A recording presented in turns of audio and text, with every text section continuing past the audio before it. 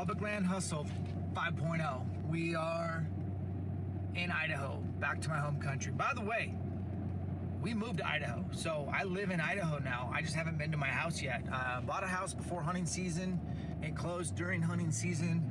My wife's a saint. We hired a bunch of guys to help her move.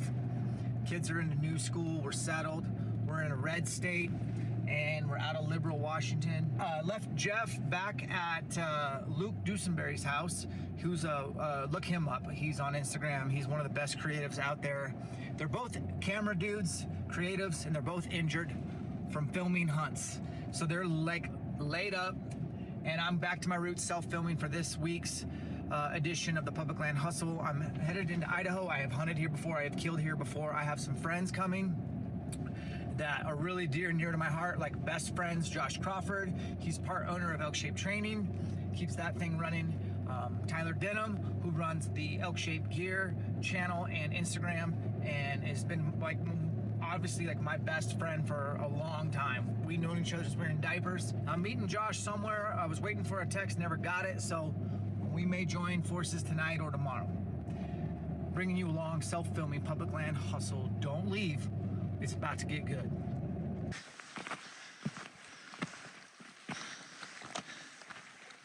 Good morning, September 1-2.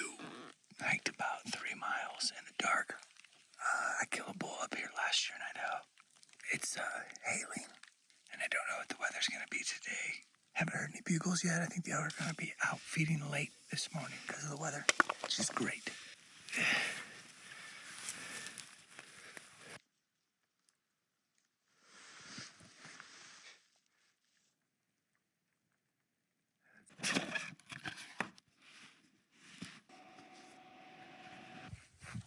Hey y'all, we are about 4:00 p.m. First day hunting back in Idaho.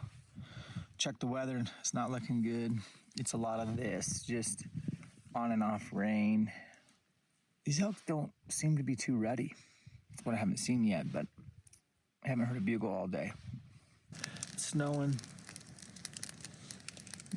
Socked in again, kind of in and out for the last 2 hours, so when it clears out, I get out, blast. I've seen maybe only 4 elk, all cows. Just wait this next system part out, and hopefully it clears off, and we'll have a nice early elk moving evening. Hey, good morning. Today is the 13th. We've had terrible weather. 2 days straight, high winds and rain and sleet and snow. So I haven't gotten you guys much footage. I came up to where I saw those 13 elk through that snowstorm. They're not here. I haven't heard a bugle since I've been here. So we got 2 nice days. I was hoping to kill today or tomorrow and then head home for a small break, but ain't gonna happen. So see if we can find some elk, and I'll keep you posted. We're probably gonna move camp a long ways. So possibly back to town, gas up, and come up into a different unit. This is the first rub I've seen at all. I saw elk in this meadow on the other side of this saddle from several miles away, and I've seen elk in this meadow maybe 3 years in a row, and I've never gone over here. This is the first year that the elk are not really, there's not high numbers. And we're in country that water is like gold. And I'm like, man, there's gotta be a water source. I checked everywhere I could think of, and then I saw the start of a spring and it was dry, and I found the elk tracks, and I was like, oh my gosh, I know they're getting water somewhere, and I freaking found it, and I'm on cloud 9. Now, I don't know where the elk are at, but this is so hard to get to. This is, I gotta do a backcountry camp. I need to spike out over here. I can't do this hike every day. Let me just show you what I found. Check this out. Well, we did about a 5.5 mile loop this morning. Saw 0 elk, heard 0 bugles except for a hunter. And where I heard that bugle, I'm kind of impressed. I was at almost the top of the mountain. Found that beautiful wallow. I seen elk in that meadow a couple days ago. The signs, that might be the only herd. So I'm gonna head back to camp and then try to get my friend Josh on the inReach, see what his status is, and I'm gonna probably start packing my camp. It's time to move. Remember, you gotta be mobile. You can't rely on years. I mean, I've killed 2 bulls in here. But there's just not that many elk here this year. But somewhere there is, and we gotta go find out. All right, it's about 3 o'clock. I came up to a new vantage spot to look for antelope because it's 3 days left on the season. I found a shooter buck with 15 does, and I was just getting ready to mark where they were on Onyx across the canyon. And I look, and I'm like, are those elk? I got elk, so let me get my spotter out, and we'll see what's up. The only bull I see so far is like a 5x5, maybe a 5x6 on his right side. Gonna give him a closer look. They're just straight across this little canyon, not too far. A rifle guy can shoot from here. I'll be brief. The 5x6 that had all the cows just got ran the hell out of here. This bigger bull showed up. I could tell by his bugle. All the elk were going this way, and I was gonna pinch him. This big bull shows up. They bugle back and forth. No contest. And now he's taking the herd this way. Guess what? I have history with this bull. I hunted him in 2022, and he's like a whitetail. He just sits there and watches the cows and listens, and the closest I ever got to him was 70. He is a stud for Idaho. He's a stud, and he's gotten bigger. That's a sweet bull. Let's go kill him. He's bedded right there, 340 yards. He's got at least one hot cow, maybe another cow and a calf, and then the other 20, 30 kept feeding. I just saw a cow bed, so I think he's bedded. He bugled once. When it's time, he'll get up and he'll bugle, and that herd will come, and they'll go back the way they were, and I'll try to pinch him right here.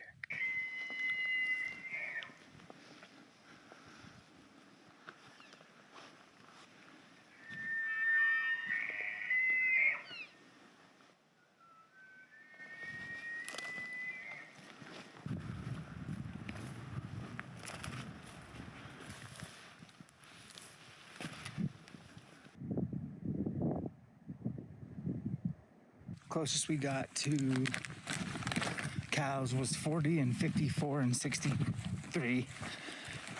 Closest we got to his satellite 5. He didn't run him off. It was a satellite bull. I had him broadside at 61. I didn't come here to shoot that bull though. I came here to hunt that big one. And I had the big one at 103.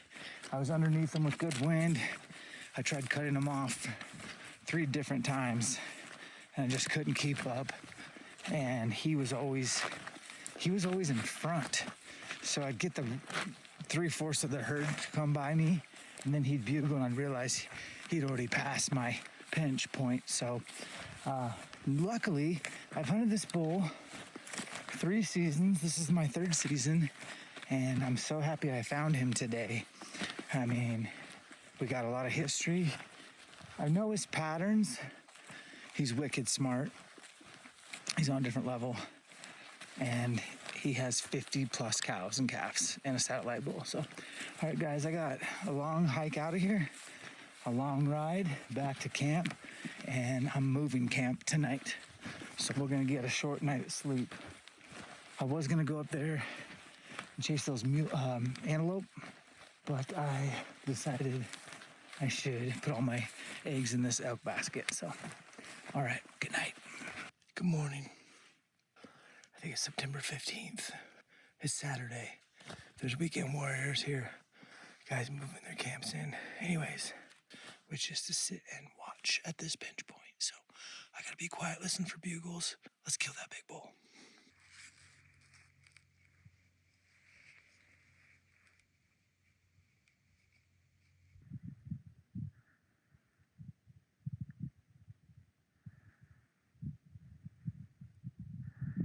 Here they come, fellas. We know him. Wherever that hunter went, he shouldn't have left. They're literally going right where he was set up. Bro, you were there. His herd size has gone from 50 to 65, maybe more. Seen the finger? Bull's bedded right there with 65 head of elk in this small patch of timber. I've been patient all day. Sucks because that hunter, if he hadn't left, they walked right where he was. I sat over there all day. I watched 65 head go into the timber and not leave. I watched them throughout the day, get up and feed.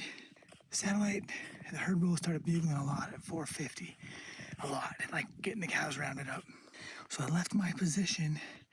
I dropped down to the valley and I see a hunter who pushed those elk that I just filmed prior. He pops out in the wide open and takes an angle right towards the timber, and I'm like, F word.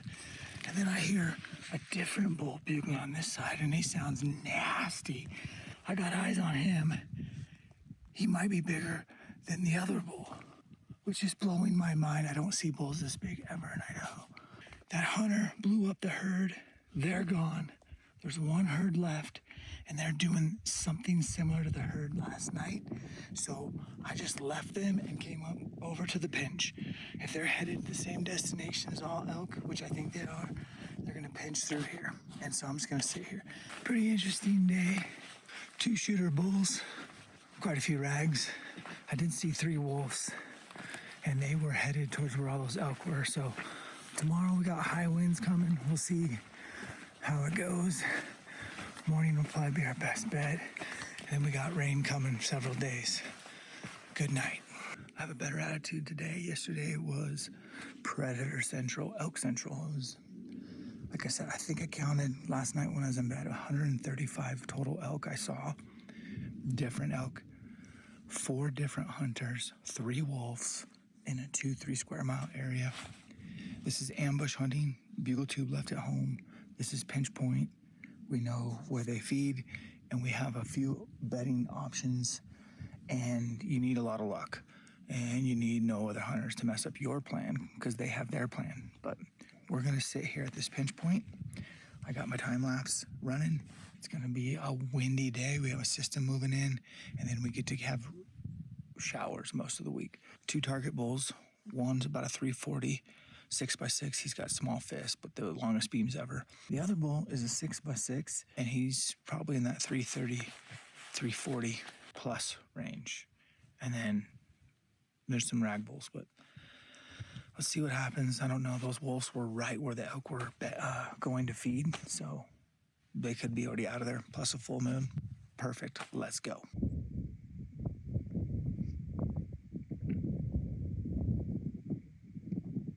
Filmed more hunters than elk so far this morning. That's not looking good, fellas.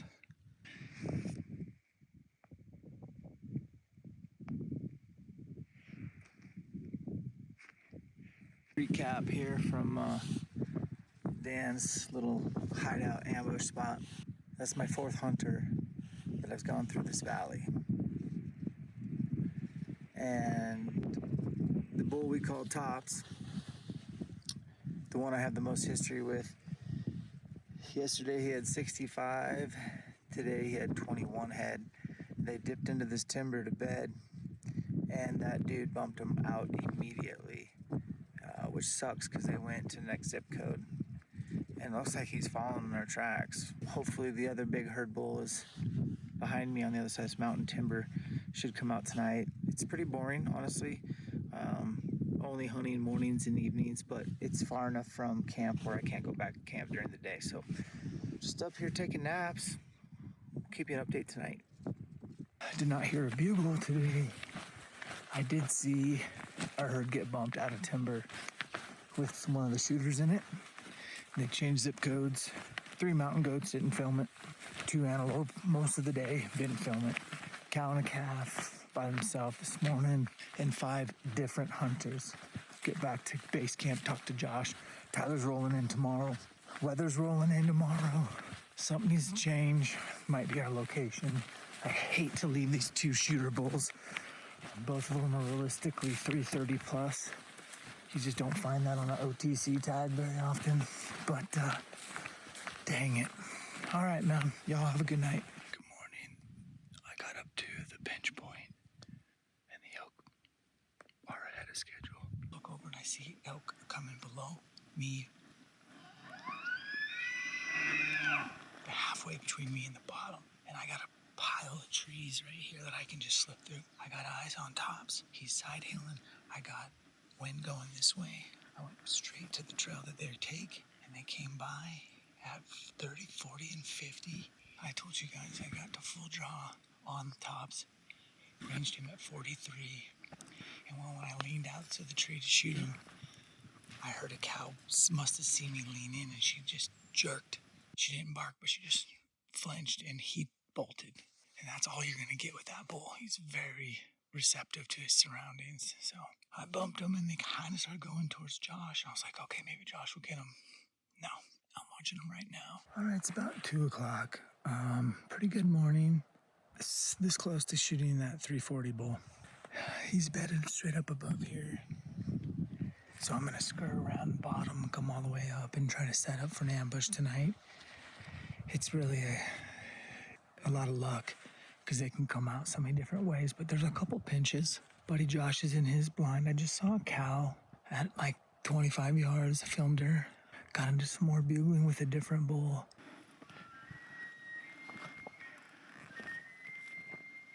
Gotta get to the top of the mountain. We'll see you on the top of the mountain.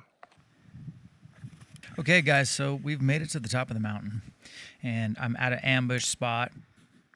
Towards the last little bit of evening, I'm hearing some elk bugle, and I'm at the last tree that I have for cover, and I hear bugles coming up kind of from towards the bottom, and I knocked up. I knew they were coming in quick, and I'm actually hearing some other hunters. You're not going to be able to pick up this audio, but these other hunters are bugling from the top. So I'm not making a noise, and I'm just waiting, and I see cows coming. I see a rat coming. This bull is pushing these cows.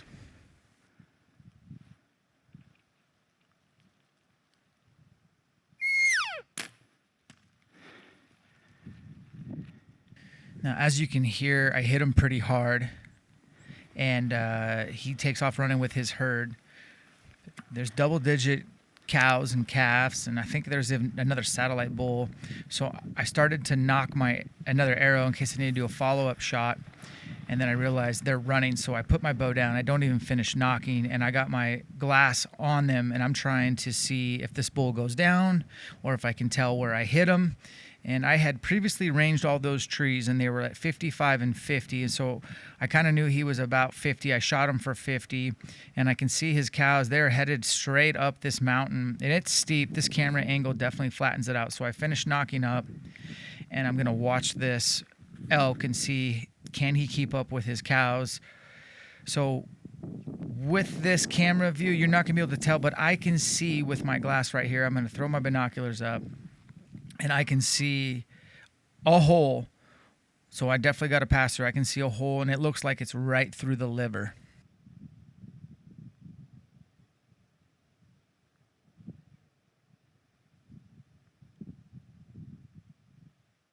So you can see most of his cows have made it out of the skyline. Some are still coming, and he has stopped, and he's hurting. And rather than go with his cows, he elects to kind of head in a side hill away from everybody. So now all his cows in the satellite are gone, and he's side hilling, and I'm just watching him, waiting for him to tip over. So he's going to cruise, I don't know. So right now he's probably about 140 yards from me. He hasn't gone very far from the shot. And just a couple minutes have gone by. He's not expired, and he lays down right there. He's laying down right there. I can't tell where I hit him. I think liver. I think I hit him in the liver. He didn't keep up with the herd. Stand by. And as I had thought, I think that's dark liver blood, maybe. I'm pretty sure. So I waited till dark. I went and found the arrow. I liked what I saw, but I was pretty convinced it was a liver shot. So I just backed out completely and waited for the morning. It did rain all night, and the bull did eventually get up from that last bed that you guys all saw, and he just went straight into the timber a couple hundred yards away, and we found him as soon as we got into the timber, which was awesome. And I had my good friend Josh Crawford and Tyler Denham with me to help recover the bull. We were so pumped, and it was great. I had a pretty sleepless night. but it's such a good feeling to know that you did the right move. And we had some doubt, so we backed out. And I think this is why I recovered the bull. That's a great place, great position to cut up.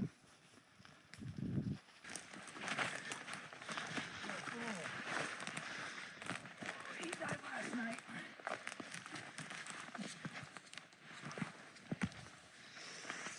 Thank you for your life. Thank you, Jesus. We caught one here at the OTC Idaho. This is a great place to test yourself and to make some memories with some good friends. So we'll catch you on the next one.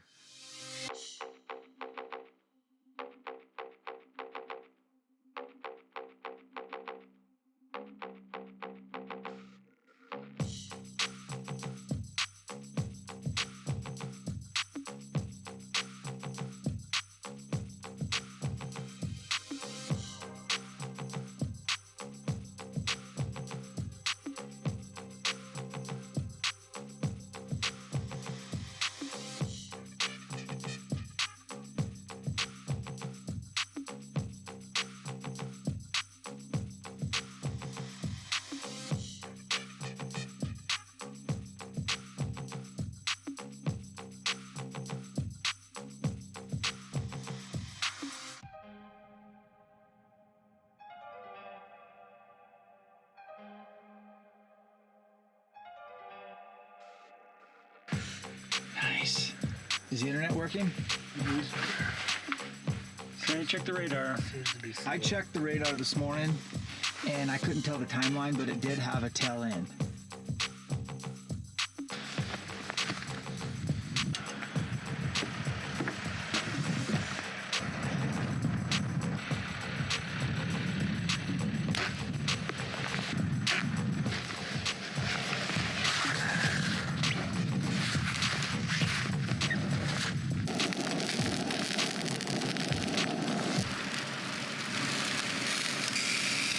What are we having tonight, Tyler? Tenderloins and eggs.